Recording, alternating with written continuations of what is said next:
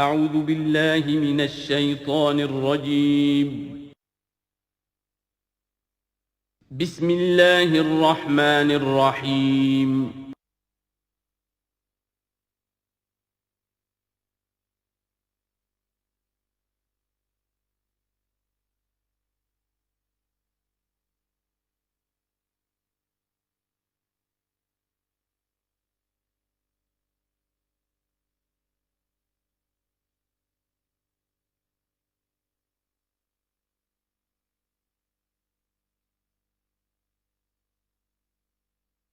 الحمد للہ وکفی والصلاة والسلام علی عباده الذین اصطفى خصوصاً علی افضلهم وخاتم النبیین محمد الامین وعلی آلہ وصحبہ اجمعین اما بعد فقد قال اللہ تبارک وتعالی کما ورد فی سورة النساء اعوذ باللہ من الشیطان الرجیم بسم اللہ الرحمن الرحیم ان المنافقین یخادعون اللہ وهو خادعهم وإذا قاموا إلى الصلاة قاموا كسالى يراؤون الناس ولا يذكرون الله إلا قليلا مذبذبين بين ذلك لا إله هؤلاء ولا إله هؤلاء ومن يضلل الله فلن تجد له سبيلا يا أيها الذين آمنوا لا تتخذوا الكافرين أولياء من دون المؤمنين أتريدون أن تجعلوا لله عليكم سلطانا مبينا إن المنافقين في الدرك الأسفل من النار ولن تجد لهم نصيرا صدق الله العظيم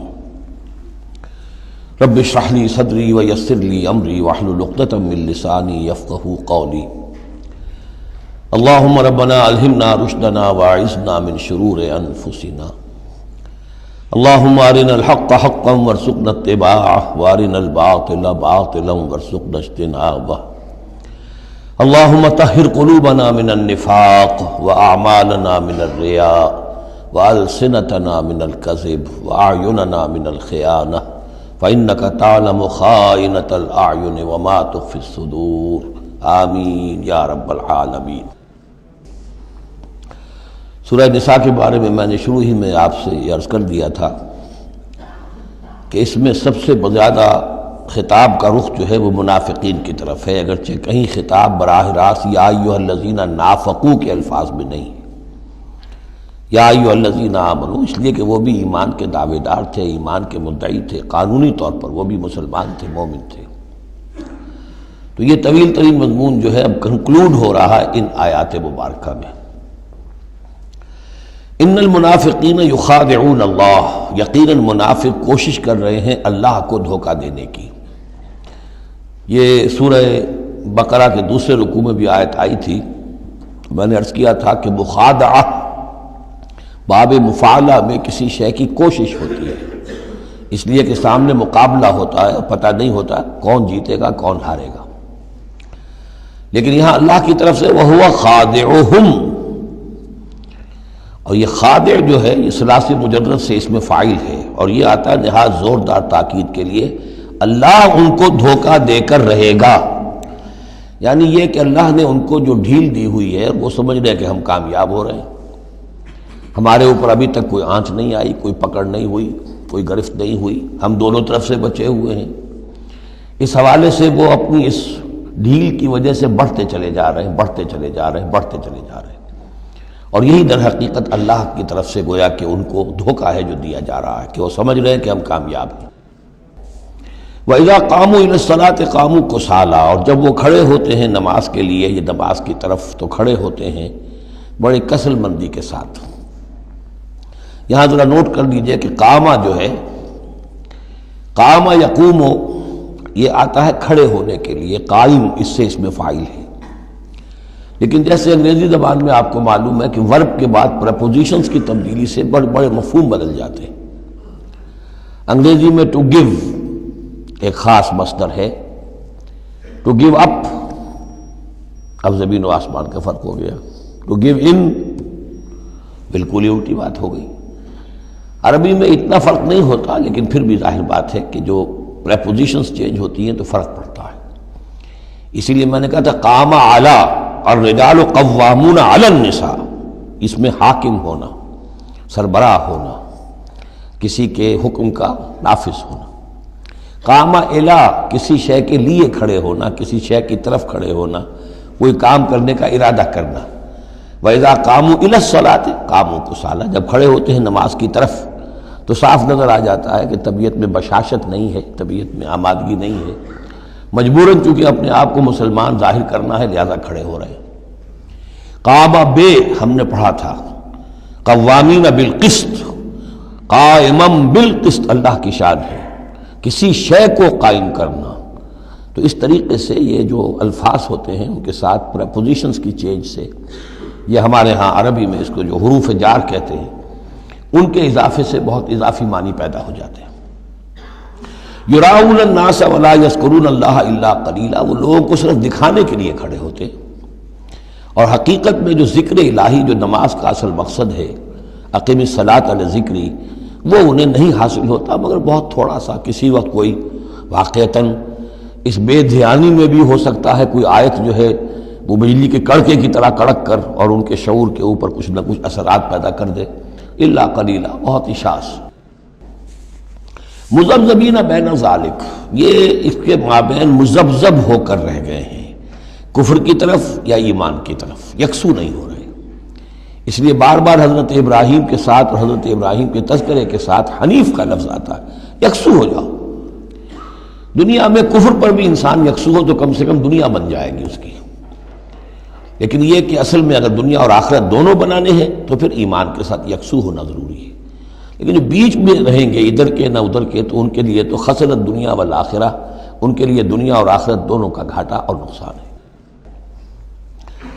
لا الہ الا ولا الہ الا، نہ تو یہ ان کی جانب ہے نہ ان کی جانب ہے، نہ ان کے ساتھ یکسو ہیں نہ ان کے ساتھ یکسو ہیں، نہ اہل ایمان کے ساتھ مخلص ہیں نہ اہل کفر کے ساتھ مخلص ہیں. وَمَن يُضْلِلِ اللَّهُ فَلَن تَجِدَ سَبِيلًا، اور جسے اللہ ہی نے گمراہ کر دیا ہو، یعنی جس کی گمراہی پر اللہ کی طرف سے مہر تصدیق ثبت ہو چکی ہے، پھر اب اس کے لیے فَلَن تَجِدَ لَهُ سَبِيلًا، اس کے لیے اب کوئی راستہ نہ پاؤ گے. یا ایھا الذین آمنوا لا تتخذوا الکافرین اولیاء من دون المؤمنین، یہ مضمون پہلے بھی آ چکا ہے. یہ بھی ایک نفاق کی علامت ہے کہ اہل ایمان کو چھوڑ کر کافروں کے ساتھ دوستیوں کی پینگیں بڑھائی جائیں. اہل ایمان مت بناؤ کافروں کو اپنے حمایتی اور مددگار اور دوست اور بھیدی مسلمانوں کو چھوڑ کر. اتریدون ان تجعلوا للہ علیکم سلطانا مبینا، کیا تم چاہتے ہو کہ تم اپنے خلاف اللہ کے ہاتھ میں ایک دلیل دے دو، حجت دے دو؟ یعنی اللہ تعالیٰ جب محاسبہ کرے گا آخرت میں تو اس دلیل کا کیا جواب دو گے کہ تمہاری دوستیاں کافروں کے ساتھ تھیں؟ تو یہ تو حجت قاطع بن جائے گی تمہارے خلاف. علیکم سلطان مبینہ، یہ حجت قاطعہ ہوگی تمہارے خلاف. اب یہ آ رہی آیت ایک اعتبار سے یہ منافقین کے حق میں قرآن حکیم کی سخت ترین آیت ہے، اگرچہ جو سخت ترین آیت بعض اعتبارات سے بلکہ ایک خاص لطیف پہلو سے سخت تر جو آیت ہے وہ سورہ توبہ میں آئے گی. یہ دو صورتیں ہیں اصل میں طویل صورتوں میں سے، سورہ توبہ اور سورہ نساء، جس میں کہ نفاق کا مضمون سب سے زیادہ تفصیل کے ساتھ آیا. ان المنافقین فی الدرک الاسفل من النار، یقیناً منافق آگ کے سب سے نچلے طبقے میں ہوں گے. ولن تجد لهم نصیرا، اور تم نہ پاؤ گے ان کے لیے کوئی مددگار. الا الذین تابوا، اصل میں منافقت کا آخری پردہ جو چاک ہوگا وہ ہوگا سورہ توبہ میں، سورہ گویا کہ سن 9 ہجری میں جا کر. ابھی یہ ہم سن 4 ہجری کے آس پاس ہیں، اس حوالے سے ذرا ابھی فصل ہے، تو ابھی ان کے لیے ایک رعایت رکھی ہے کہ توبہ کا دروازہ تمہارے لیے ابھی کھلا ہے. الا الذین تابوا واصلحوا، اب بھی اگر سوائے ان کے جو توبہ کریں اور اصلاح کر لیں، واعتصموا باللہ، اور اللہ سے چمٹ جائیں، یکسو ہو جائیں، ایک ہی طرف کے ہو جائیں. کونوا ربانیین، اللہ والے بن جائیں، شیطان سے پینگے نہ بڑھائیں، شیطان کے ایجنٹوں سے اپنی دوستیاں نہ کریں، یکسو ہو جائیں اور اپنے آپ کو اس کے ساتھ وابستہ کر دیں ہر بعد آباد. اب یہ کشتی جو ہے ایمان کی اور اسلام کی، اگر یہ تیرتی ہے تو ہم تیریں گے، اگر خدا نہ خواستہ اس کے لیے کوئی حادثہ ہے تو ہم بھی اس حادثے میں شامل ہو گئے. وَأَخْلَصُوا دِينَهُمْ لِلَّهِ، یہ ہے بہت اہم اصطلاح کہ وَإِن تَابُوا إِلَّا الَّذِينَ تَابُوا وَأَصْلَحُوا وَاعْتَصَمُوا بِاللَّهِ وَأَخْلَصُوا دِينَهُمْ لِلَّهِ، اپنی اطاعت کل کی کل اللہ کے لیے کر لیں، مخلص کر لیں. یہ نہ ہو کہ زندگی کے کچھ حصے میں اطاعت اللہ کی ہو رہی ہے، کچھ حصے میں کسی اور کی ہو رہی ہے. کیا کریں جی، یہ معاملہ تو رواج کا ہے، کیا کریں، اگرچہ ہے تو غلط شریعت کی روح سے، لیکن برادری کا رواج ہے، برادری کو چھوڑ تو نہیں سکتے. معلوم ہو آپ نے اپنی اطاعت کے حصے جو ہیں علیحدہ کر لیے، یہ حصہ جو ہے برادری کی اطاعت میں جائے گا، یہ حصہ اللہ کی اطاعت میں جائے گا. اطاعت جب تک کل کی کل اللہ کی نہ ہو، جیسے سورہ بقرہ میں ہم نے پڑھا تھا قاتلوہم حتی لا تکون فتنۃ ویکون الدین للہ، دین ہو جائے پورا اللہ کے لیے. تو ایک تو اجتماعی سطح پر دین اللہ کے لیے ہو جائے، یعنی اسلامی ریاست قائم ہو جائے، پورا اسلامی قانون ہو، پورا اسلامی نظام ہو. اگر یہ نہیں ہے تو ایک شخص انفرادی سطح پر تو اپنی اطاعت تو خالص کر لے اللہ کے لیے. تو یہ تو انفرادی گویا کہ توحید عملی ہے. فَأُولَٰئِکَ مَعَ الْمُؤْمِنِينَ، تو یہ لوگ پھر اہل ایمان میں شامل ہو جائیں گے. یعنی ابھی پوائنٹ آف نو ریٹرن نہیں ہے ابھی سب کے لیے، بہت سے لوگ تو پہنچ چکے، لیکن پھر بھی ابھی توبہ کا دروازہ کھلا ہے. وَسَوْفَ يُؤْتِ اللَّهُ الْمُؤْمِنِينَ أَجْرًا عَظِيمًا، اور جہاں تک مومنین کا تعلق ہے تو اللہ تعالیٰ اہل ایمان کو تو ان قریب بہت بڑا اجر عطا فرمائے گا. اب یہ اپیل کے انداز میں بھی آخری بات ہے، مَا يَفْعَلُ اللَّهُ بِعَذَابِكُمْ. سوچو اے منافقو، اللہ تمہیں عذاب دے کر کیا لے گا؟ اللہ کو سیڈسٹ ہستی نہیں ہے معاذ اللہ کہ اسے لوگوں کو دکھ پہنچا کر خوشی ہوتی ہو. ایسے پرورٹڈ انسان ہوتے ہیں، ان کی شخصیتیں مست ہو چکی ہوتی ہیں، جو دوسروں کو تکلیف میں دیکھتے ہیں تو خوش ہوتے ہیں، دوسروں کو تکلیف پہنچا کر، کوفت پہنچا کر انہیں کچھ راحت حاصل ہوتی ہے. تو اللہ معاذ اللہ ایسا نہیں ہے. ما یفعل اللہ بعذابکم، اللہ کیا لے گا تم سے، تمہیں عذاب دے کر، ان شکرتم وآمنتم، اگر تم شکر کی روش اختیار کرو، ایمان کی روش اختیار کرو. وکان اللہ شاکرا علیما، اللہ تو بہت ہی قدردانی فرمانے والا ہے، قدر افزائی فرماتا ہے. جو بندہ اس کے لیے کوئی کام کرے، محنت کرے، اللہ تعالیٰ اس کی قدر فرماتا ہے، اور جو بھی وہ کچھ کرتا ہے اس کے علم میں ہوتا ہے. کوئی شے ایسی نہیں ہے کہ جو ان اکاؤنٹڈ رہ جائے گی کہ میں نے یہ بھی کیا تھا اللہ کے لیے لیکن اس کا اجر مجھے نہیں ملا. اب جو یہ آخری حصہ ہے سورہ مبارکہ کا، اس میں بعض مضامین بہت ہی اہم ہیں بنیادی فلسفہ دین کے اعتبار سے. سب سے پہلی بات تو پھر آ رہی ہے وہی جو تمدنی اور معاشرتی معاملات ہوتے ہیں. معاشرے کے اندر کسی بری بات کا بلند آواز سے کہنا، کسی بری بات کا چرچا کرنا بالفعل کوئی اچھی بات نہیں ہے، لیکن اس میں ایک استثناء ہے. کسی مظلوم کا معاملہ یہ ہے کہ اس کے دل سے اگر جلے کٹے الفاظ بھی نکل جائیں کسی کے لیے تو وہ اللہ کنڈون کرے گا، معاف کر دے گا. لا يحب اللہ الجہر بالسوء من القول، اللہ کو بالکل پسند نہیں ہے کہ کسی بات کو بلند آوازی سے کہا جائے، بری بات کو. الا من ظلم، سوائے اس کے جس پر ظلم ہوا ہے، جس کا دل دکھا ہے. ابھی حال ہی میں نے جمعے میں وہ شعر سنائے تھے کہ فارسی زبان کا ایک شعر ہے، بترسز آہ مظلومہ کہ ہنگام دعا کردن، اجابت از در حق بہر استقبال می آید. مظلوموں کی آہوں سے ڈرو کہ جب ان کی زبان سے کوئی بد دعا نکل جاتی ہے تو اس دعا کی قبولیت جو ہے وہ خود استقبال کرنے کے لیے آتی ہے عرش سے، اللہ تعالیٰ کی طرف سے. تو اس کا ترجمہ بھی اردو میں شعر ہی میں موجود ہے، ڈرو مظلوم کی آہوں سے جب اٹھتی ہیں سینوں سے، قبولیت ہے کرتی خیر مقدم چرخ سے آ کر. تو مظلوم کا مسئلہ یہ ہے کہ اس کو اس کی بھی اجازت ہے. وَكَانَ اللَّهُ سَمِيعًا عَلِيمًا، اللہ سب کچھ سننے والا ہے اور سب کچھ جانتا ہے. اسے معلوم ہے جس کے دل سے یہ آواز نکلی ہے وہ کتنا دکھا ہوا ہے، اس کے احساسات کتنے مجروح ہوئے.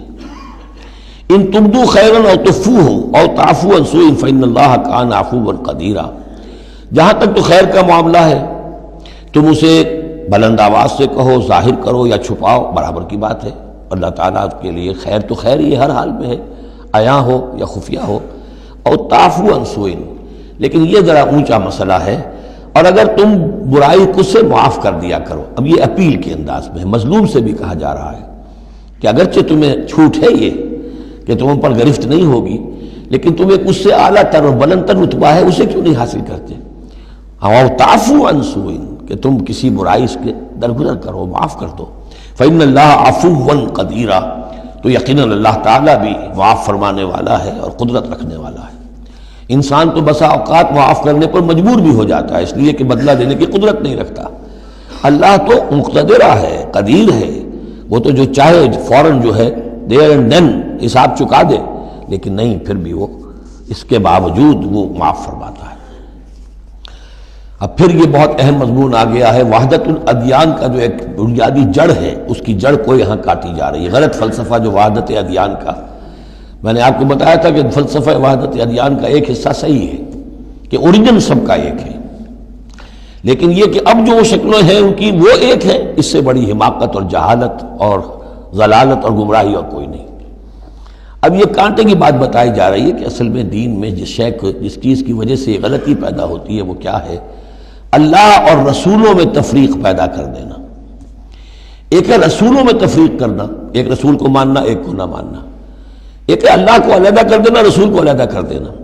یہ جہالت ہے جو فتنہ انکار حدیث میں، فتنہ انکار سنت میں، اور یہ کہ بس اہل قرآن جو اپنے آپ کو سمجھتے ہیں کہ رسول کا کام تھا قرآن پہنچا دینا، اللہ خیر صلی اللہ۔ اب اصل معاملہ ہمارا اور اللہ کا ہے، اللہ کی کتاب ہے، ہم بھی سمجھتے ہیں، عربی زبان میں ہے، ہم اس کو خود سمجھیں گے، خود اس پر عمل کریں گے۔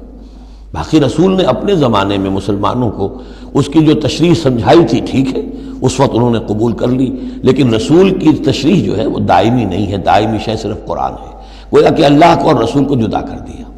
وہ بات یہاں آ رہی ہے، ان الذین یکفرون باللہ ورسلہ، یقیناً وہ لوگ جو کفر کرتے ہیں اللہ کا اور اس کے رسولوں کا، وَيُرِيدُونَ أَن يُفَرِّقُوا بَيْنَ اللَّهِ وَرُسُلِهِ، اور وہ چاہتے ہیں کہ تفریق کر دیں اللہ کے اور اس کے رسولوں کے مابین۔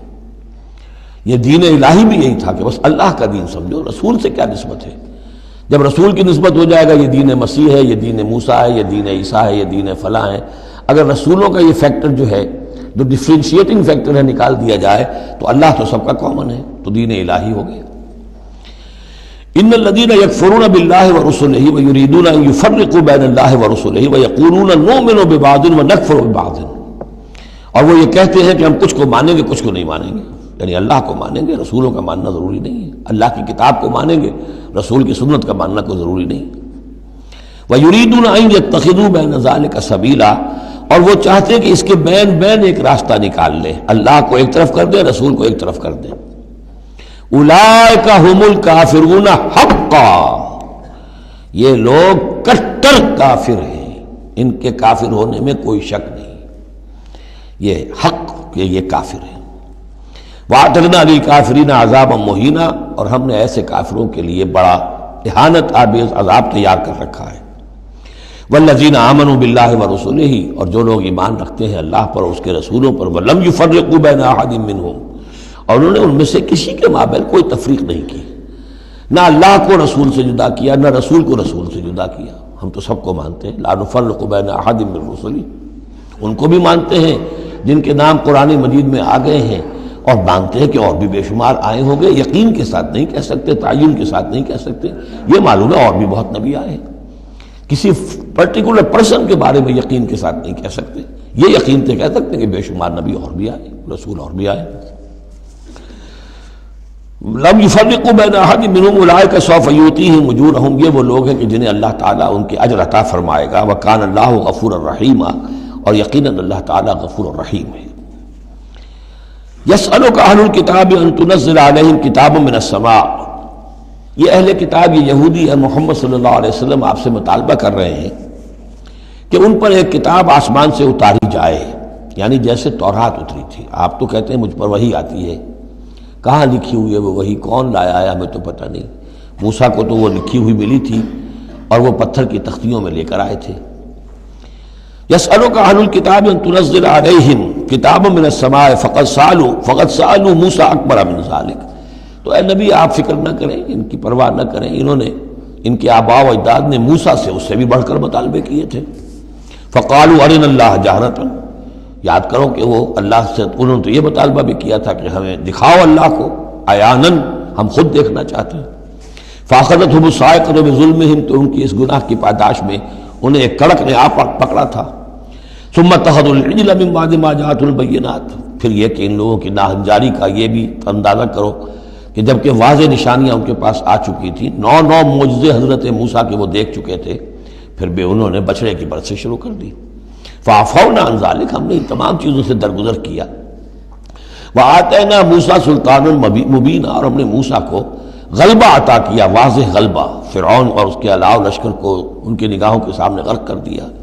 وَرَفَعْنَا فَوْقَهُمُ الطُّورَ بِمِيثَاقِهِمْ، اور ہم نے ان کے سروں پر معلق کر دیا تھا طور کو، پہاڑ کو، جبکہ ان سے عہد لیا جا رہا تھا۔ وَقُلْنَا لَهُمُ ادْخُلُوا الْبَابَ سُجَّدًا، اور ہم نے کہا تھا کہ جب یہ شہر فتح ہو جائے تمہارے ہاتھوں، یریکو، تو اس میں داخل ہونا تو سروں کو جھکا کر۔ وَقُلْنَا لَهُمْ لَا تَعْدُوا فِي السَّبْتِ، اور ہم نے ان سے یہ بھی کہا تھا کہ سبت کا، ہفتے کا جو قانون ہے اس میں حد سے تجاوز نہ کرو۔ وَأَخَذْنَا مِنْهُمْ مِيثَاقًا غَلِيظًا، اور ہم نے ان تمام باتوں کے ان سے بڑے گاڑھے قول و قرار لیے تھے، بہت گاڑھے معاہدے کیے تھے۔ فَبِمَا نَقْضِهِمْ مِيثَاقَهُمْ، اب یہاں ان کے کچھ جرائم کی فہرست آ رہی ہے، اور یہاں یوں سمجھیے کہ مبتدا ہی کی تکرار ہو رہی ہے، اس میں جو خبر ہے وہ گویا کہ وہ محذوف ہے۔ یوں پہلے اگر سمجھ لیں گے تو بات یوں بنے گی، فَبِمَا نَقْضِهِمْ مِيثَاقَهُمْ لَعَنَّاهُمْ، تو انہوں نے جو ہمارے میثاق کو توڑا اور توڑتے رہے، جو بھی وعدے کیے تھے، ہم نے ان پر لعنت کر دی بس۔ لیکن یہ لعناہم اتنی واضح بات تھی کہ اس کو کہنے کی ضرورت نہیں آئی، بلکہ اور ان کے جرائم کی فہرست بیان ہو رہی ہے۔ فَبِمَا نَقْضِهِمْ مِيثَاقَهُمْ وَكُفْرِهِمْ بِآيَاتِ اللَّهِ، اللہ کے آیات کے انکار کے سبب سے، وَقَتْلِهِمُ الْأَنْبِيَاءَ بِغَيْرِ حَقٍّ، اور ان کا انبیاء کا قتل کر دینا بغیر حق، وَقَوْلِهِمْ قُلُوبُنَا غُلْفٌ، اور ان کے اس کہنے کی پاداش میں کہ ہمارے دل تو غلافوں میں بند ہیں، بل طبع اللہ علیہا بکفرہم، بلکہ حقیقت یہ ہے کہ اللہ نے ان کے اوپر مہر کر دی ہے ان کے کفر کے باعث۔ فلا یؤمنون الا قلیلا، ہاں واقعتاً اب وہ ایمان نہیں لائیں گے مگر بہت ہی شاذ۔ وبکفرہم وقولہم علی مریم بہتانا عظیما، اور بسبب ان کے اس کفر کے جو انہوں نے کیا اور جو انہوں نے مریم پر ایک بہتان عظیم لگایا، حضرت مریم سلام علیہا پر بہتان یہ لگایا کہ یہ زنا کیا ہے اور یہ یوسف نجار کا بیٹا ہے یہ مسیح، اگرچہ ان کے روایات کے مطابق یہ ہے کہ ان کی نسبت تھی، یوسف نجار بڑھئی تھے ایک، ان کے ساتھ حضرت مریم کی نسبت ہو چکی تھی، لیکن وداعی نہیں ہوئی تھی، لیکن وداعی سے پہلے ہی ان کے مابین تعلق ہوا اور یہ بیٹا ہو گیا، تو یہ تو پھر ولد الزنا ہوا۔ یہ تھی اتنی بڑی بات تھی جو وہ کہتے ہیں، اور اس کو باقاعدہ پکچرز بنا کے امریکہ میں چلاتے ہیں، سن آف مین، تم جسے سن آف گاڈ کہتے ہیں وہ سن آف مین ہے۔ اب سن آف مین جو ہے اس کو سمجھ لیجئے کہ اس کا مطلب کیا ہوا، پھر آؤٹ آف ویڈ لاک ہی تو آخر ہوا نا، اس کا جو پیدا ہوا اگر حضرت مسیح تو وہ صحیح جائز ولادت سے تو نہ ہوا، اگر انسان کا بیٹا ہے۔ بہرحال اتنے بڑے بڑے بہتان لگائے۔ وَبِكُفْرِهِمْ وَقَوْلِهِمْ عَلَىٰ مَرْيَمَ بُهْتَانًا عَظِيمًا وَقَوْلِهِمْ إِنَّا قَتَلْنَا الْمَسِيحَ عِيسَى ابْنَ مَرْيَمَ رَسُولَ اللَّهِ، اور بسبب ان کے یہ کہنے کہ ہم نے قتل کیا مسیح کو، عیسیٰ ابن مریم کو، رسول اللہ، اللہ کے رسول کو۔ یہ رسول اللہ ان کا لفظ نہیں ہے، یہ اللہ کی طرف سے سائن آف ایکسکلیمیشن کے ساتھ، اچھا ان کا دعویٰ یہ ہے کہ انہوں نے اللہ کے رسول کو قتل کیا، جبکہ رسول تو قتل ہو ہی نہیں سکتا۔ کتب اللہ لأغلبن انا ورسلی، یہ تو اللہ کا فیصلہ ہے، طے شدہ لکھا ہوا ہے کہ میں اور میرے رسول تو غالب آ کر رہیں گے۔ تو ان کی تو یہ جرتیں ہیں کہ یہ سمجھتے ہیں کہ انہوں نے اللہ کے ایک رسول کو قتل کیا ہے۔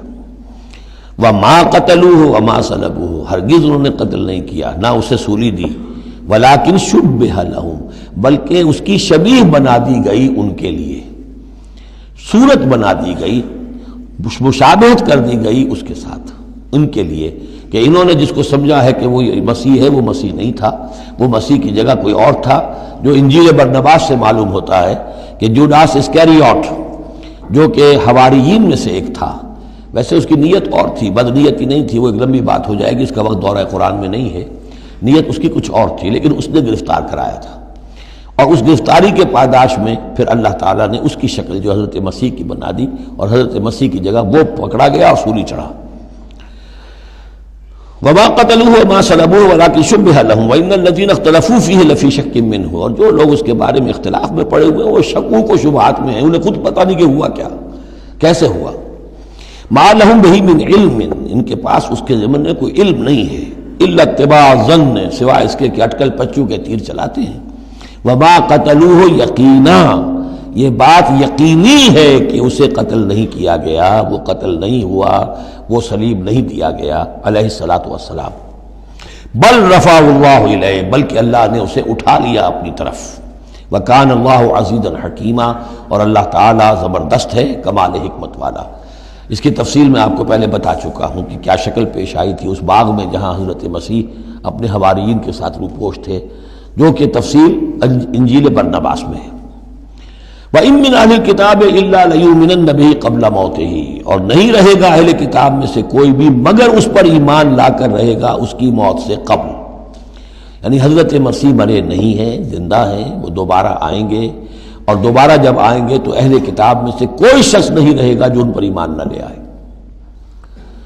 وَيَوْمَ الْقِيَامَةِ يَكُونُ عَلَيْهِمْ شَهِيدًا، اور قیامت کے دن وہی ان کے خلاف گواہ بن کر کھڑا ہوگا۔ یہ خلاف گواہی وہی آ گئی جو ہم نے پڑھا تھا 41ویں آیت میں، فَكَيْفَ إِذَا جِئْنَا مِن كُلِّ أُمَّةٍ بِشَهِيدٍ وَجِئْنَا بِكَ عَلَىٰ هَٰؤُلَاءِ شَهِيدًا۔ ہر نبی کو اپنی قوم کے خلاف گواہی دینی، لہذا حضرت مسیح علیہ السلام اپنی اس قوم، اپنی امت کے خلاف گواہی دیں گے۔ فَبِظُلْمٍ مِّنَ الَّذِينَ هَادُوا حَرَّمْنَا عَلَيْهِمْ طَيِّبَاتٍ أُحِلَّتْ لَهُمْ۔ تو اللہ تعالیٰ کی ایک سنت یہ بھی ہے کہ کوئی قوم اگر کسی معاملے میں حد سے گزرتی ہے تو اس کو سزا کی ایک شکل یہ بھی ہوتی ہے کہ حلال چیزوں سے بھی محروم کر دیا جائے، حرام کر دی جائیں۔ تو ان لوگوں نے جنہوں نے یہودیت اختیار کی، ان کی اسی غلط روش کے باعث حرمنا علیہم طیبات، ہم نے بعض پاکیزہ چیزیں بھی ان پر حرام کر دیں، احلت لہم، جو کہ اصلاً ان کے لیے حلال تھیں۔ جیسے کہ حضرت یعقوب علیہ السلام نے اگر اونٹ کا گوشت کھانا چھوڑ دیا تھا تو اللہ تعالیٰ تورات میں فرما دیتے کہ بھئی یہ حرام نہیں ہے، یہ تو اسرائیل نے، حضرت یعقوب نے خود کر لیا تھا، لیکن اللہ نے کہا اچھا ٹھیک ہے، ان کی جو ہے یہ سزا رہے، ان پر جو تنگی ہے وہ رہے۔ وَبِصَدِّهِمْ عَنْ سَبِيلِ اللَّهِ كَثِيرًا، اور بسبب ان کے اللہ کے راستے سے رکنے اور روکنے کے، اللہ کے راستے سے رکتے بھی ہیں، روکتے بھی ہیں، تو اس کی وجہ سے اللہ تعالیٰ نے ان کو سزا کے طور پر بعض حلال چیزوں سے بھی محروم رکھا۔ وَأَخْذِهِمُ الرِّبَا، اور پھر ان کے جرائم کی فہرست میں یہ بھی ہے کہ ان کا سود کھانا، وَقَدْ نُهُوا عَنْهُ، اور یہ کہ اسے روک دیے گئے تھے۔ سود ان کی شریعت میں حرام ہے، آج بھی حرام ہے، لیکن وہ یہ سمجھتے ہیں کہ سود کا لین دین یہودیوں کا آپس میں حرام ہے، کوئی یہودی دوسرے یہودی سے سودی لین دین نہیں کرے گا۔ لیکن جینٹائلز کے لیے تو ان کا عام قاعدہ یہ ہے، گوئمز اینڈ جینٹائلز، ان کے لیے کوئی ہم پر لیس علینا فی الامیین سبیل، ہم پر کوئی گرفت ہے ہی نہیں، کوئی ذمہ داری ہے ہی نہیں، ہم جیسے چاہیں کریں، لوٹیں کھسوٹیں، جس طرح چاہیں دھوکہ دیں، اور تو ظاہر بات ہے سود میں تو پھر کوئی قباحت رہی نہیں۔ وَأَخْذِهِمُ الرِّبَا وَقَدْ نُهُوا عَنْهُ وَأَكْلِهِمْ أَمْوَالَ النَّاسِ بِالْبَاطِلِ، اور بسبب ان کے لوگوں کے مال ناحق ہڑپ کرنے کے، وَأَعْتَدْنَا لِلْكَافِرِينَ مِنْهُمْ عَذَابًا أَلِيمًا، اور ان میں سے جو کافر ہیں، جنہوں نے اب کفر کی بھی روش اختیار کر لی ہے، ان کے لیے ہم نے بہت دردناک عذاب تیار کر رکھا ہے۔ لَٰكِنِ الرَّاسِخُونَ فِي الْعِلْمِ مِنْهُمْ وَالْمُؤْمِنُونَ، لیکن جو لوگ ان میں سے پختہ علم والے ہیں، جیسے عبداللہ ابن سلام رضی اللہ تعالی عنہ، اور اہل ایمان جو ہے، جو محمد پر ایمان لائے ہیں صلی اللہ علیہ وسلم، یؤمنون بما انزل الیک وما انزل من قبلک، وہ تو ایمان رکھتے ہیں اس پر بھی جو اے نبی آپ کی طرف نازل کیا گیا، اور اس پر بھی کہ جو آپ سے پہلے نازل کیا گیا۔ والمقیمین الصلاۃ، اور وہ تو نماز کے قائم کرنے والے ہیں، والموتون الزکاۃ، اور زکوٰۃ کی ادا کرنے والے ہیں، والمؤمنون باللہ والیوم الآخر، اور ایمان رکھنے والے ہیں اللہ پر بھی اور یوم آخر پر بھی۔ اولئک سنؤتیہم اجرا عظیما، یہ وہ لوگ ہیں کہ جنہیں ہم اجر عظیم عطا فرمائیں گے۔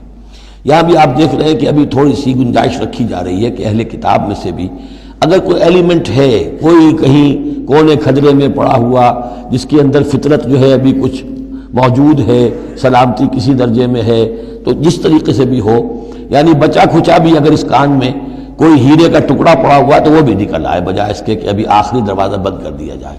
تو نہ آخری دروازہ ابھی بند کیا منافقین پر اور نہ ان پر کیا۔ لیکن راسخون فی العلم منہم، اب ان میں سے اشارہ کر دیا گیا کہ ان میں سے بھی کچھ ہو سکتے ہیں، باقی اہل ایمان کے روش تو یہ ہے ہی، والمؤمنون یؤمنون بما انزل الیک وما انزل من قبلک والمقیمین الصلاۃ والمؤتون الزکاۃ والمؤمنون باللہ والیوم الآخر اولئک سنؤتیہم اجرا عظیما۔ اب جو مقام آ رہا ہے یہ 23ویں رکوع کے شروع میں، یہ ان چند مقامات میں سے قرآن کے جس میں کہ انبیاء اور رسولوں کے ناموں کا گلدستہ آیا ہے۔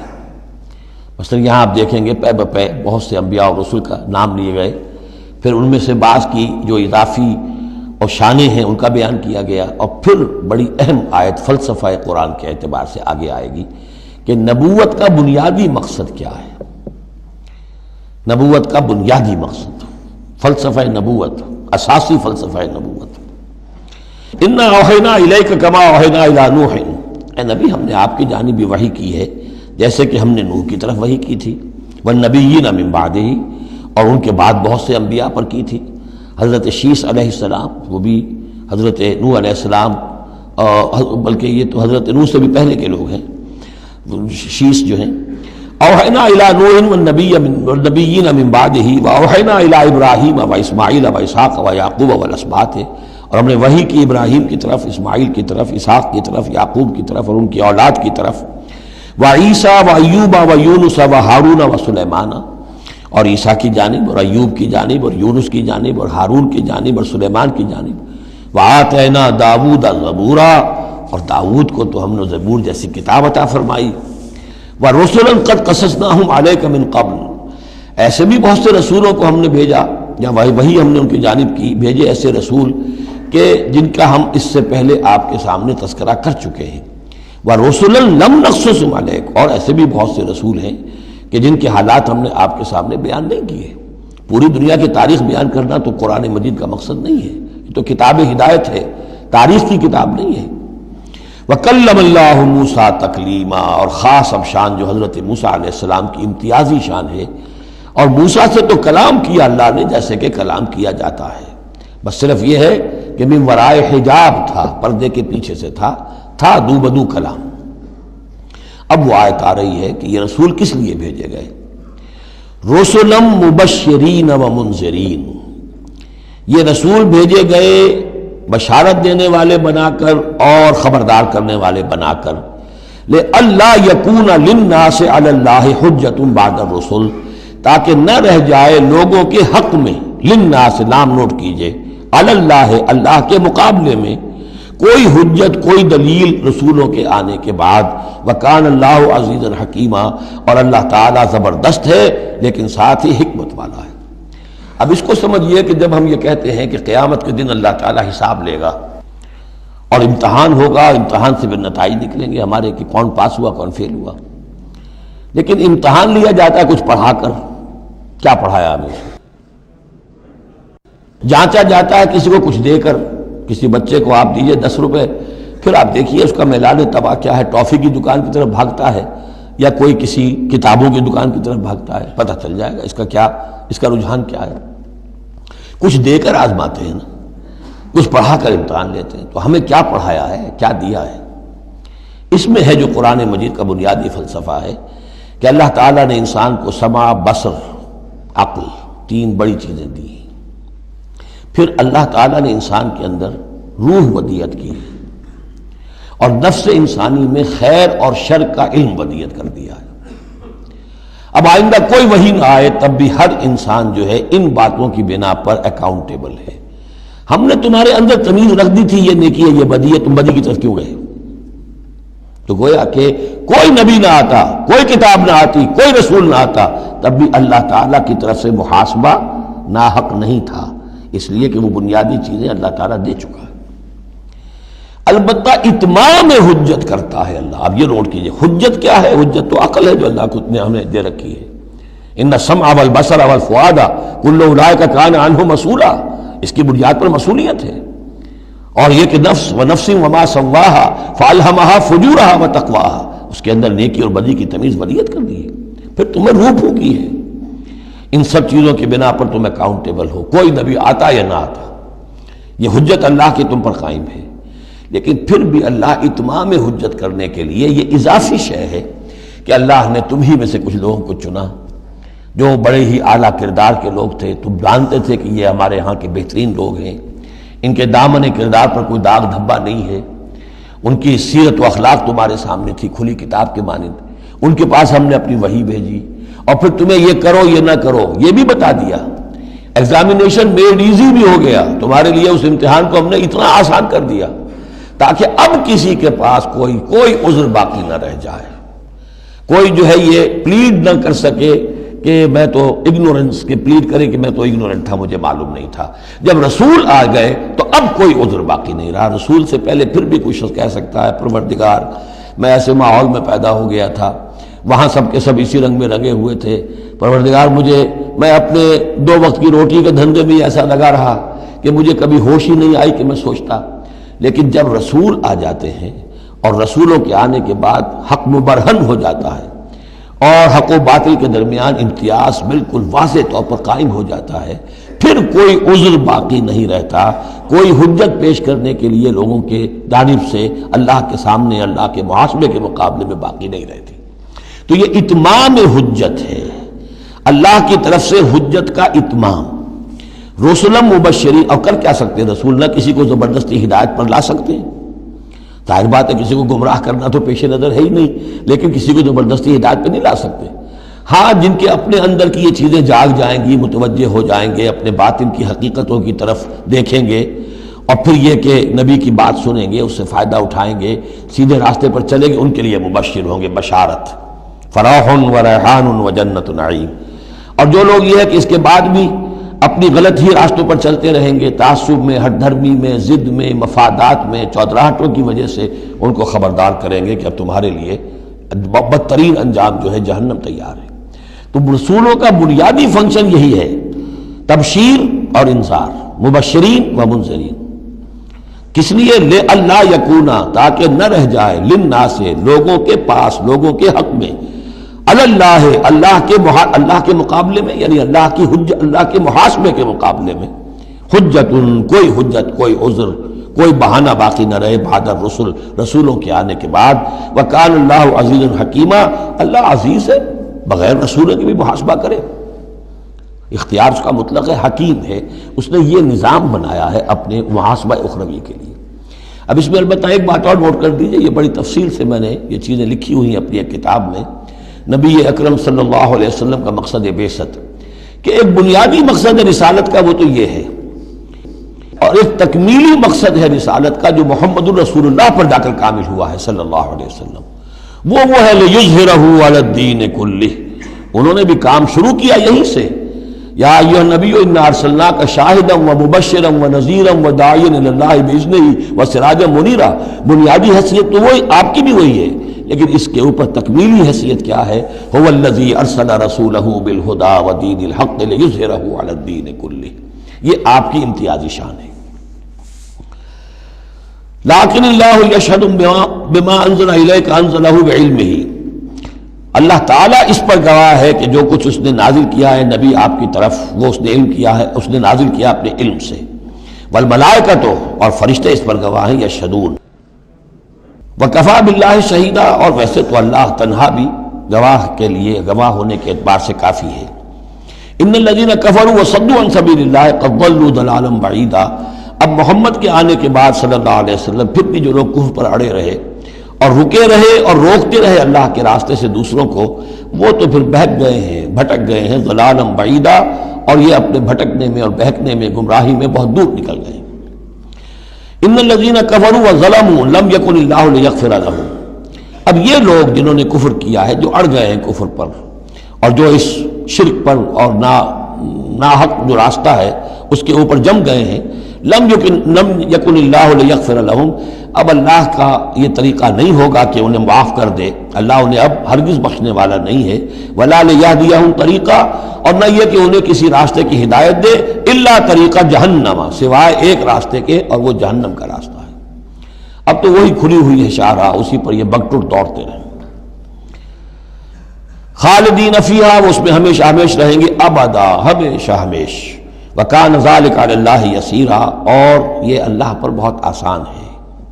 دیکھیے اس کو مقابلے میں لائیے، ما یفعل اللہ بعذابکم، اللہ کیا کرے گا تمہیں عذاب دے کر، لیکن اس سے یہ نہ سمجھے کہ اللہ عذاب نہیں دے گا۔ یقیناً اللہ سیڈسٹ نہیں ہے، یقیناً اللہ کو عذاب دے کر خوشی نہیں ہوگی، لیکن یہ کہ اس کا ایک ضابطہ ہے، اس کا ایک قانون ہے، اسی پر اس نے دنیا بنائی ہے، لہذا اس کے مطابق وہ عمل تو کرے گا۔ اور یہ اس پر کوئی بھاری گزرنے والی بات نہیں ہے کہ اپنی ہی مخلوق کو، اس لیے کہ بعض ملن قسم کے صوفی جو ہیں وہ یہ بھی کہتے ہیں کہ یہ اللہ بڑا رحیم ہے، اب کیا وہ اپنی مخلوق کو جہنم میں جھونک دے گا؟ یہ تو ایسے ڈراوے کے لیے، ذرا سیدھا کرنے کے لیے، جیسے بچوں کو ڈانٹ دیتا ہے باپ ہو ماں ہو، میں تیرا قیمہ کر دوں گی، تو کوئی کیا قیمہ کر دے گی کوئی ماں اپنے بچے کا؟ لیکن یہ تو اصل میں صرف ڈراوا ہے اور کچھ نہیں، لیکن یہ بات صحیح نہیں ہے۔ اسی لیے اللہ تعالیٰ کہتا ہے کہ کان ذالک علی اللہ یسیرا، اللہ کے لیے یہ بہت آسان ہے، بہت ہلکی بات ہے اس کے لیے۔ یا ایھا الناس، اب یوں سمجھیے کہ کنکلوڈنگ حصہ جو ہے سورہ مبارکہ کا، یا ایھا الناس قد جاءکم الرسول بالحق من ربکم فآمنوا خیرا لکم. اس عبارت میں جو زور ہے میں نے کوشش کی ہے کہ میں اسے اپنی آواز کے ذریعے سے واضح کروں. اے لوگو تمہارے پاس آ چکا ہے رسول حق کے ساتھ. یعنی اب تم یہ نہیں کہہ سکو گے کہ رسول نہیں آیا ہمیں پتہ نہیں تھا. You won't be able to plead ignorance. یہ نہیں کہہ سکتے کہ ہمیں معلوم نہیں تھا, ہم پر بات کھولی نہیں گئی, ہم پر بات واضح نہیں ہوئی. یہ بہانہ ختم ہو گیا اب محمد کے آنے کے بعد. یا ایھا الناس قد جاءکم الرسول بالحق من ربکم فآمنوا خیرا لکم. ایمان لے آؤ یہی تمہارے لیے بہتر ہے, بلکہ صحیح ترجمہ ہوگا اسی میں تمہاری خیریت ہے. وَإِن تَكْفُرُوا فَإِنَّ لِلَّهِ مَا فِي السَّمَاوَاتِ وَالْأَرْضِ. اور کفر پر اڑے رہو گے تو اللہ تعالیٰ کا کیا بگاڑ لو گے؟ آسمانوں اور زمین میں جو کچھ ہے وہ اللہ ہی کا ہے. وَكَانَ اللَّهُ عَلِيمًا حَكِيمًا. اللہ علیم ہے, حکیم ہے. یا اہل الکتاب لا تغلوا فی دینکم. اے کتاب والو اپنے دین میں غلو نہ کرو. وَلَا تَقُولُوا عَلَى اللَّهِ إِلَّا الْحَقَّ. اور اللہ کی طرف کوئی شے منسوب نہ کرو سوائے اس کے جو درست ہو اور حق ہو. جھوٹ بولنا ہے تو بازی بارش بابا ہم بازی. جھوٹ بولنا ہے خود بولو. خدا پر جھوٹ جڑنا اللہ نے یہ کہا, یہ تو گویا کہ یوں سمجھیے کہ بازی بارش بابا ہم بازی والی بات ہو گئی. لا تقولوا علی اللہ الا الحق انما المسیح عیسی ابن مریم رسول اللہ. دیکھو مسیح عیسیٰ ابن مریم اللہ کے رسول تھے, یہ حیثیت ان کی ہے. الوہیت میں کوئی حصہ نہیں ہے, وہ خدا کے بیٹے نہیں ہیں, رسول اللہ ہے.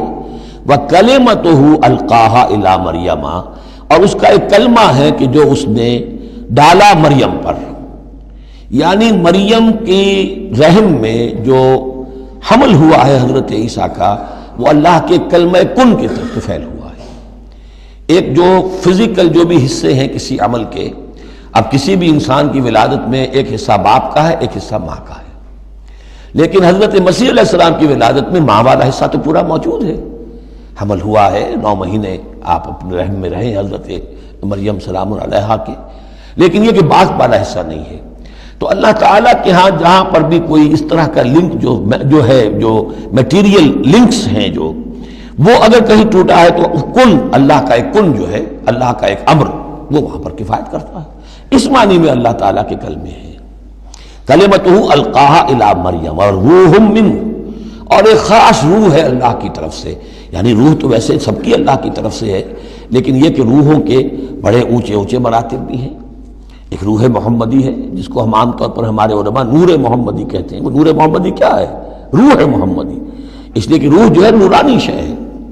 ملائکہ بھی نور سے پیدا ہوئے ہیں, اور انسانی جو ارواح ہے وہ بھی نور سے پیدا ہوئی ہیں. جنات نار سے پیدا ہوئے ہیں. حیوانات اور انسان کا بھی حیوانی جسم جو ہے یہ مٹی اور پانی سے پیدا ہوا ہے. سیدھی بات ہے. تو چونکہ ارواح جو نورانیاں ہیں تو وہ نور تو ہے. تو حضور کی نور, حضور کی روح اس کی اپنی شان ہے. حضرت عیسیٰ کی نور کا نور اور ان کی روح ان کی اپنی شان. روح من فآمنوا باللہ ورسولہ. پس ایمان لاؤ اللہ پر اور اس کے رسولوں پر. ولا تقولوا ثلاثہ. اور دیکھو تثلیث کا عقیدہ مت گھڑو. یہ نہ کہو کہ 3 ایک میں 3 3 میں ایک, الوہیت 3 میں ہو گئی, 3 اقنوم ہیں. انتہوا خیرا لکم, باز آ جاؤ اسی میں تمہاری خیریت ہے. انما اللہ الہ واحد. جان لو اللہ تو ایک ہی الہ واحد ہے, تنہا ہے. سبحانہ ان یکون لہ ولد. وہ پاک ہے اس سے کہ اس کے کوئی بیٹا ہوتا یا اولاد ہوتی. لہو ما فی السماوات و ما فی الارض. آسمانوں اور زمین میں جو کچھ ہے اسی کا ہے, اس کی ملکیت ہے. وکفی باللہ وکیلا. اور اللہ کافی ہے بطور کارساز. لن یستنکف المسیح ان یکون عبدا للہ. مسیح کو تو اس میں ہرگز کوئی عار نہیں ہے کہ اس کو کہا جائے کہ وہ اللہ کا بندہ ہے. اس کو تو اللہ کے بندہ ہونے میں اسے اپنی شان محسوس ہوگی. جب ہم کہتے ہیں وَنَشْهَدُ أَنَّ مُحَمَّدًا عَبْدُهُ وَرَسُولُهُ, تو یہ عبدیت کی شان تو اور بلند و بالا ہے, رسالت سے بھی اوپر ہے. یہ ایک علیحدہ مسئلہ ہے, پھر کبھی اس کو بیان کروں گا. تو لن یستنکف المسیح ان یکون عبدا للہ, یہ کوئی بات ان کے لیے کوئی عار کی نہیں ہے کہ وہ اللہ کے بندے ہوں. ولا الملائکۃ المقربون. اور نہ ہی جو ملائکہ مقربین ہیں انہیں اس میں کوئی عار ہے کہ انہیں اللہ کا بندہ سمجھا جائے. سب بندے ہیں. ومن یستنکف عن عبادتہ ویستکبر. اور جو کوئی بھی آر سمجھے گا اللہ کی بندگی میں اور استکبار کرے گا، تکبر کرے گا، فَسَيَحْشُرُهُمْ إِلَيْهِ جَمِيعًا، تو پھر اللہ تعالیٰ ان سب کو اپنے پاس لے آئے گا، جمع کرے گا۔ فَأَمَّا الَّذِينَ آمَنُوا وَعَمِلُوا الصَّالِحَاتِ، تو جو لوگ ایمان لائے ہوئے ہوں گے اور جنہوں نے نیک عمل کیے ہوں گے، فَيُوَفِّيهِمْ أُجُورَهُمْ، تو انہیں ان کے پورے اجر دے گا، پورے وَيَزِيدُهُمْ مِنْ فَضْلِهِ، اور خاص اپنے فضل سے انہیں مزید دے گا، بونس بھی دے گا۔ آپ آخری جو ٹپ کر دیتے ہیں کسی کو، کسی نے کام کیا اچھا کیا ہے تو اسے انعام دیتے ہیں، اپنے فضل سے اور نوازے گا۔ وَأَمَّا الَّذِينَ اسْتَنكَفُوا وَاسْتَكْبَرُوا، اور جنہوں نے عبدیت کے اندر کوئی آر محسوس کی تھی اور تکبر کیا تھا، فَيُعَذِّبُهُمْ عَذَابًا أَلِيمًا، ان کو وہ عذاب دے گا بہت زبردست اور بہت دردناک۔ وَلَا يَجِدُونَ لَهُم مِّن دُونِ اللَّهِ وَلِيًّا وَلَا نَصِيرًا، اور وہ نہیں پائیں گے اپنے لیے اللہ کے سوا یا اللہ کے مقابلے میں نہ کوئی حمایتی نہ مددگار۔ یا ایھا الناس قد جاءکم برہان من ربکم، اے لوگو دیکھو آ چکی ہے تمہارے پاس برہان تمہارے رب کی طرف سے۔ اب یہ قرآن مجید کی طرف اشارہ ہو رہا ہے، اور برہان بھی قرآن جمع محمد مل کر برہان ہوں گے صلی اللہ علیہ وسلم، جیسے میں بیان کر چکا ہوں شروع میں تعارف قرآن میں کہ کتاب جمع رسول مل کر بینہ، حتیٰ تأتیہم البینہ، اور بینہ کیا ہے؟ رسول من اللہ یتلو صحفا مطہرۃ فیہا کتب قیمہ، وانزلنا الیکم نورا، اور ہم نے تمہاری طرف نور نازل کر دیا ہے۔ یہاں چونکہ لفظ کے ساتھ انزال آیا ہے، اس سے مراد لازماً قرآن مجید ہے۔ انزلنا الیکم نورا مبینا، انزلنا ہم نے نازل کر دیا ہے تمہاری طرف ایک روشن نور۔ فاما الذین آمنوا باللہ واعتصموا بہ، تو اب جو لوگ اللہ پر ایمان لائیں گے اور اس کے ساتھ چمٹ جائیں گے، یکسو ہو جائیں گے، خالص اللہ والے بن جائیں گے، مذبذب نہیں رہیں گے کہ ادھر اور ادھر، کبھی ادھر نہ ادھر نہ ادھر، یہ نہیں ہوگی بات، بلکہ یہ کہ وہ پورے طرح یکسو ہو کر اللہ کے دامن سے وابستہ ہو جائیں گے۔ فَسَيُدْخِلُهُمْ فِي رَحْمَةٍ مِّنْهُ وَفَضْلٍ، انہیں وہ داخل کرے گا اپنی رحمت اور فضل میں، وَيَهْدِيهِمْ إِلَيْهِ صِرَاطًا مُسْتَقِيمًا، اور پھر یہ کہ انہیں چلائے گا صراط مستقیم پر جو اس تک لے آئے گی، وہ صراط مستقیم، یہدیہم الیہ اپنی طرف ہدایت دے گا، سہج رفتہ رفتہ، الہ اپنے پاس اپنے خاص فضل و کرم کی جوار رحمت میں لے آئے گا، صراطا مستقیما، سیدھے راستے پر چلا کر۔ اب یہ جو ہے آخری ایک آیت رہ گئی ہے، پھر یہ استفتاء ہے۔ قانون وراثت میں جو ایک لفظ آیا تھا کلالہ، اور کلالہ کے بارے میں آیا تھا کہ اس کے اگر بہن بھائی ہوں تو ان کی وراثت کا حکم یہ ہے، وہ لوگوں پر واضح نہیں ہو سکا تھا، جیسے کہ خواتین کے بارے میں بعض اور مسائل واضح نہیں ہو سکے تھے۔ تو یستفتونک، اے نبی یہ آپ سے فتویٰ مانگ رہے ہیں، وضاحت چاہ رہے ہیں۔ قل اللہ یفتیکم فی الکلالہ، کہو کہ اللہ تعالیٰ تمہیں کلالہ کے بارے میں مزید وضاحت دے رہا ہے، فتویٰ دے رہا ہے، حکم بتا رہا ہے۔ ان امرؤ ہلک لیس لہ ولد ولہ اخت، اگر کوئی شخص مر گیا، فوت ہو گیا اور اس کا کوئی اولاد نہیں ہے، اور کلالہ اس کو کہتے ہیں اولاد بھی نہ ہو والدین بھی نہ ہو، ولہ اخت، اور اس کی ہو ایک بہن، فلہا نصف ما ترک، تو ایسے ہی ہے جیسے ایک بیٹی ہو تو اسے آدھا ملے گا، تو اس کے مطابق اس کو آدھا مل جائے گا۔ وَهُوَ يَرِثُهَا إِن لَّمْ يَكُن لَّهَا وَلَدٌ، اور کلالہ اگر عورت تھی اور اس کے کوئی اولاد نہیں، کوئی والدین نہیں، تو اس کا پورا وارث اس کا بھائی بن جائے گا، پھر پوری جو اس کی دولت ہے، اس کی وراثت اس کے بھائی کو چلی جائے گی۔ وَإِن كَانَتْ اثْنَتَيْنِ فَلَهُمَا الثُّلُثَانِ مِمَّا تَرَكَ، اور اگر وہ بہنیں جو ہیں وہ دو سے زائد ہوں یا دو ہوں تو 2/3 میں وہ شریک ہو جائیں گے۔ وَإِن كَانُوا إِخْوَةً رِجَالًا وَنِسَاءً، اور بہن بھائی ہوں بہت سے، فَلِلذَّكَرِ مِثْلُ حَظِّ الْأُنثَيَيْنِ، تو پھر وہ اصلی قاعدہ جو ہے کہ مرد کے لیے 2 عورتوں کے برابر حصہ ہو جائے گا، بھائی کو بہنوں سے ڈبل ملے گا۔ یعنی یوں سمجھ لیجئے کہ وہ جو حکم وہاں تھا بیان کیا گیا وہ اخیافی بہن بھائیوں کا تھا۔ اخیافی بہن بھائی وہ ہوتے تھے عرب میں کہ ماں ایک ہو باپ علیحدہ ہو، ان کا چونکہ خاص مسئلہ ہوتا تھا اس لیے بیان کر دیا۔ باقی عینی اور اللاتی، ماں باپ دونوں ایک ہو، اور یا یہ کہ مائیں علیحدہ ہو باپ ایک ہو، تو ان کا وہی قانون ہوگا کہ جو بیٹا بیٹی کا ہے، کہ جس طریقے سے کہ بیٹا اور بیٹی میں جس نسبت سے وراثت تقسیم ہوتی ہے ایسے ہی ان بہن بھائیوں میں ہوگی۔ یہ ہے یبین اللہ لکم ان تضلوا، اللہ واضح کیے دیتا ہے تمہارے لیے مبادا تم گمراہ ہو جاؤ، واللہ بکل شیء علیم، اور اللہ ہر چیز کا علم رکھتا ہے۔ سورہ نساء مکمل ہوئی، اب اللہ کا نام لے کر اس گروپ کی جو آخری صورت ہے۔ اور یہ نوٹ کر لیجئے کہ جو ہمارا منزلوں کا میں نے نظام آپ کو بتایا تھا، پہلی منزل ختم ہو گئی ہے، یہ سورہ مائدہ سے المنزل 2 یہ شروع ہو رہی ہے، المنزل 2 دوسری منزل شروع ہو گئی۔ لیکن جو مکی اور مدنی صورتوں کے گروپ ہیں وہ ابھی ختم نہیں ہوا۔ پہلا وہ تو یہ کہ مکی صورت سورہ فاتحہ، مدنی کا ایک گروپ البقرہ اور آل عمران، دوسرا گروپ النساء اور المائدہ، المائدہ مل کر پھر جا کر جو گروپ ہے مکی مدنی کا وہ ختم ہوگا جبکہ مائدہ ختم ہوگی۔ سورہ مائدہ کا بھی تقریباً اسلوب وہی ہے کہ جو سورہ نساء کا ہے، لیکن یہ کہ یہاں زیادہ جو زور ہے وہ اہل کتاب پر ہے۔ جیسا کہ میں نے آپ کو بتایا تھا کہ یہ جو گروپ ہے پہلا ان صورتوں کا، اس کے 2 مضامین ہیں بنیادی، ایک شریعت اسلامی، شریعت اسلامی کا بلو پرنٹ ابتدائی خاکہ جو ہے وہ سورہ بقرہ میں، تکمیلی احکام اب اس میں آئیں گے۔ دوسرے اہل کتاب پر اتمام حجت اور آخری درجے میں دعوت، آخری فیصلہ کن باتیں جو ہیں وہ آپ کو اب ملیں گی اس سورہ مبارکہ میں۔ بسم اللہ الرحمن الرحیم، یا ایھا الذین آمنوا اوفوا بالعقود۔ سورہ نساء شروع ہوئی تھی یا ایھا الناس سے، اے لوگو۔ یہاں بس فرق یہ ہے کہ یا ایھا الذین آمنوا، اہل ایمان، اپنے عہدوں کو، معاہدوں کو، قول و قرار کو پورا کیا کرو۔ اب جو سمجھ لیجئے کہ سماجی زندگی جتنی انسان کی ہے وہ معاہدوں پر قائم ہے۔ Even marriage is a social contract, شادی کیا ہے؟ ایک معاہدہ ہے ایک مرد ایک عورت کے مابین ساتھ رہنے کا، ساتھ زندگی گزارنے کا۔ اس کے کچھ حقوق ہیں، کچھ فرائض ہیں، بیوی کے حقوق، شوہر اور اس کے فرائض، اور شوہر کے حقوق اور اس کے فرائض، معاہدہ ہے۔ بڑے بڑے کاروبار جو ہیں وہ معاہدوں کی شکل میں ہوتے ہیں، تو معاہدہ ہے۔ اور بھی سوشل کانٹریکٹس ہے کہ جو ہمارے ہاں employer employee relationship is a contract, یا جو سیاسی نظام ہے، عہدے ہیں، مناصب ہیں، ان کی ذمہ داریاں ہیں، ان کے پریولیجز ہیں، یہ آپ کی ذمہ داریاں ہیں، یہ آپ کے اختیارات ہیں۔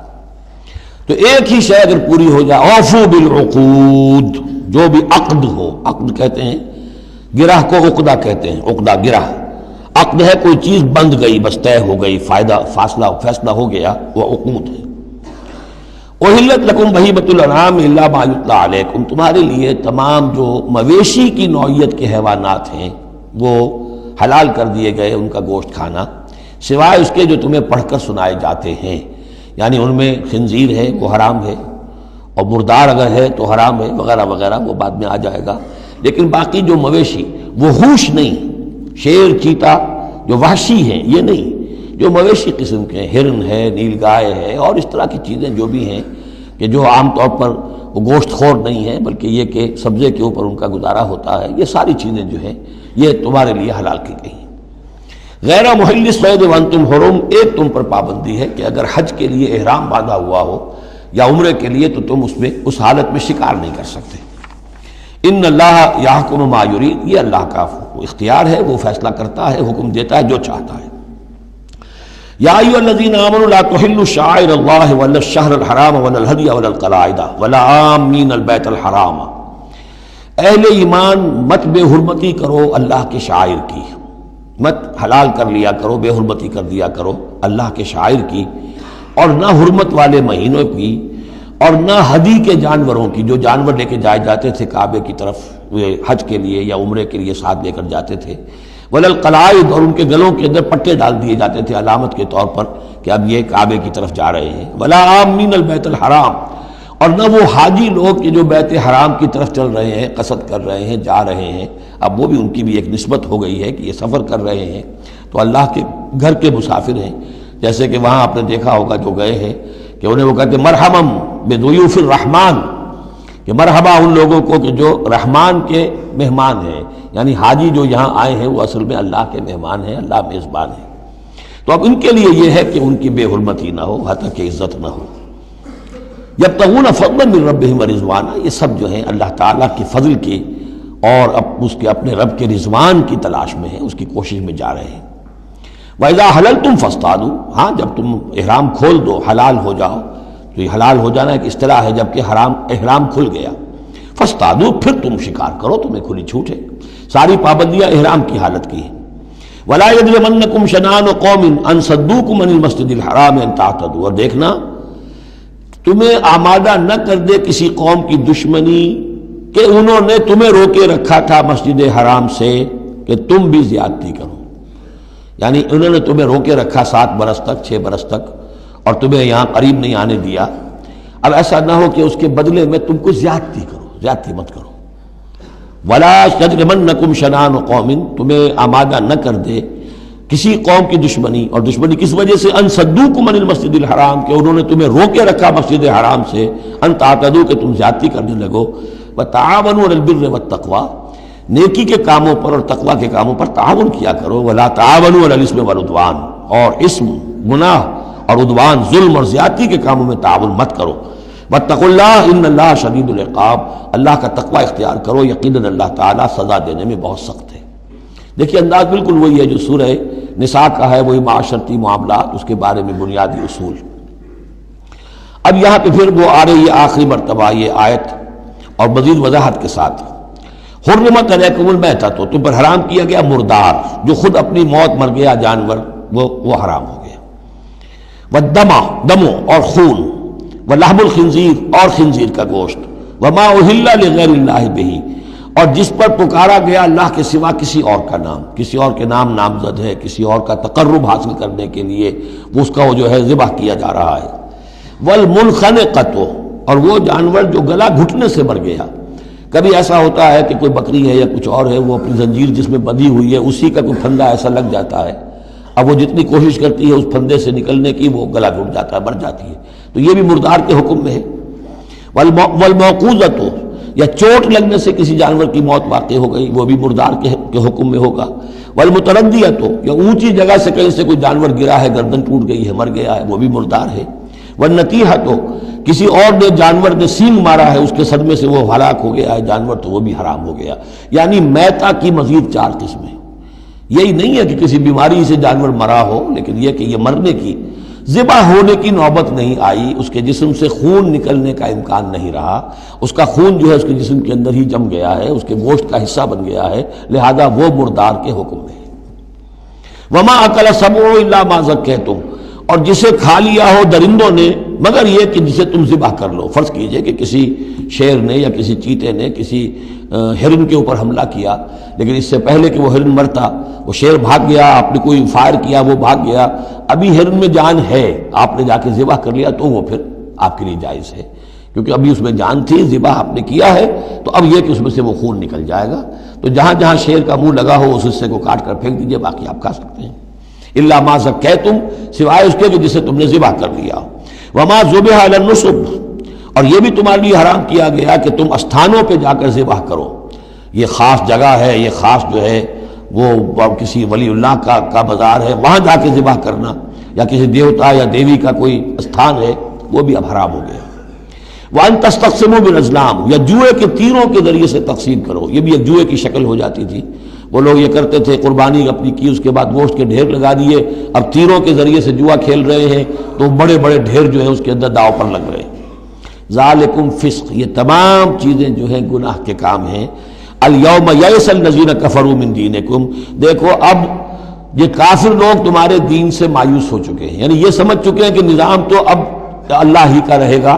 اب یہاں پر چونکہ سورہ مائدہ جیسا کہ میں نے اس کی آخری صورتوں میں سے ہے، لہذا اب انہیں یہ تو توقع نہیں ہے کہ اسلام کا راستہ روک سکیں گے، لیکن وہ یہ ضرور چاہیں گے کہ اس قسم کی چیزیں تمہارے اندر جاری رہیں، اس طرح کی چیزیں جیسے ہمارے ہاں بھی ہندوانہ اثرات چلتے رہے بہت عرصے تک، اب بھی چل رہے ہیں.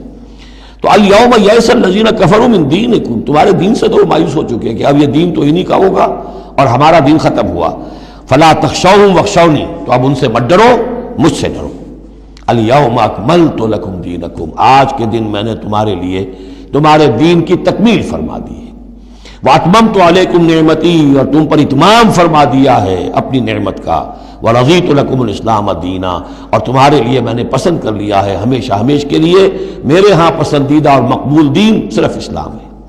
فمن اضطر فی مخمصۃ، اب یہ جو حکم دیا گیا تھا یہ چیزیں حرام ہیں، تو لیکن کوئی شخص اگر اضطرار میں آ جائے، شدید فاقہ ہے، بھوک ہے، جان نکل رہی ہے، غیر متجانف الاسم، اس میں گناہ کی طرف کوئی رجحان نہ ہو، کوئی شرارت دل کے اندر نہ ہو کہ میں نے واقعی یہ سور حرام ہے لیکن ذرا چکھ کے دیکھنا ہی ہے آج تو کیسا ہے، نہیں، جان پر بنی ہوئی ہے لیکن اس قسم کا خیال کوئی نہ ہو.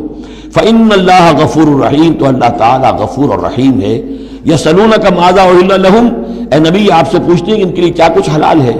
قل أحل لكم الطیبات، تمہارے لیے سب پاکیزہ چیزیں حلال کر دی گئیں. وما علمتم من الجوارح مکلبین تعلمونہن مما علمکم اللہ، اور جو تم چھوڑتے ہو سدھاتے ہو شکاری جانوروں کو، جنہیں تم چھوڑتے ہو شکار کے لیے، انہیں تم نے سدھایا ہے سکھایا ہے اس میں سے کہ جو اللہ نے تمہیں سکھایا ہے۔ فَكُلُوا مِمَّا أَمْسَكْنَا عَلَيْكُمْ، تو اب وہ اگر جا کر آپ نے کتا چھوڑا ہے، اس نے خرگوش کو پکڑ لیا ہے یا کسی اور جانور کو، فَإِنْ أَمْسَكْنَا عَلَيْكُمْ، اگر انہوں نے روکے رکھا ہے تمہارے لیے اس شکار کو تو اس کو کھاؤ، وَاذْكُرُوا اسْمَ اللَّهِ عَلَيْهِ، اس پر اللہ کا نام لو، وَاتَّقُوا اللَّهَ، اور اللہ تعالیٰ کا تقوی اختیار کرو، إِنَّ اللَّهَ سَرِيعُ الْحِسَابِ، یقیناً اللہ تعالیٰ حساب لینے میں بہت جلدی کرتا ہے، یا حساب لینے میں اسے دیر نہیں لگتی۔ بارک اللہ لی ولکم فی القرآن العظیم ونفعنی وإیاکم بالآیات والذکر۔